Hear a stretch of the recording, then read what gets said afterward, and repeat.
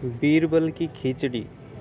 अकबर ने कड़कड़ाती सर्दियों के मौसम में एक दिन यह ऐलान किया कि अगर कोई व्यक्ति पूरी रात भर पानी के अंदर छाती तक डूबकर खड़ा रह पाएगा तो उसे 1000 मोहरें इनाम के रूप में दी जाएंगी। इस चुनौती को पार करना काफ़ी कठिन था, फिर भी एक गरीब ब्राह्मण अपनी बेटी के विवाह के लिए धन जोड़ने की खातिर तैयार हो गया।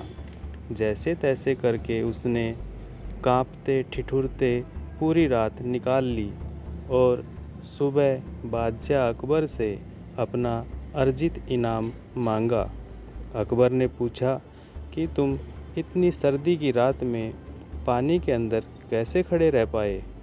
ब्राह्मण ने कहा कि मैं दूर आपके किले के झरोखों पर जल रहे दिए का चिंतन कर करके खड़ा रहा और यह सोचता रहा कि वह दिया मेरे पास ही है।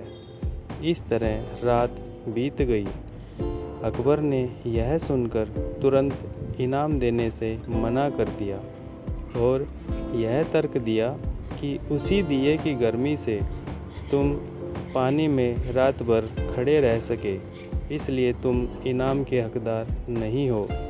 ब्राह्मण रोता हुआ उदास होकर घर चला गया।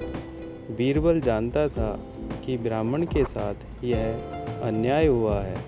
उसने ब्राह्मण का हक दिलवाने का निश्चय किया।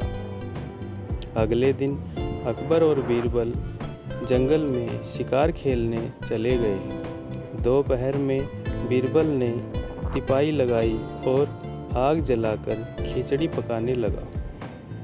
अकबर सामने बैठे थे। बीरबल ने जानबूझकर खिचड़ी का पात्र आग से काफ़ी ऊंचा लटकाया। अकबर देखकर बोले कि अरे मूर्ख, इतनी ऊपर बंधी हांडी को तपिश कैसे मिलेगी? हांडी को नीचे बांध, वरना खिचड़ी नहीं पकेगी।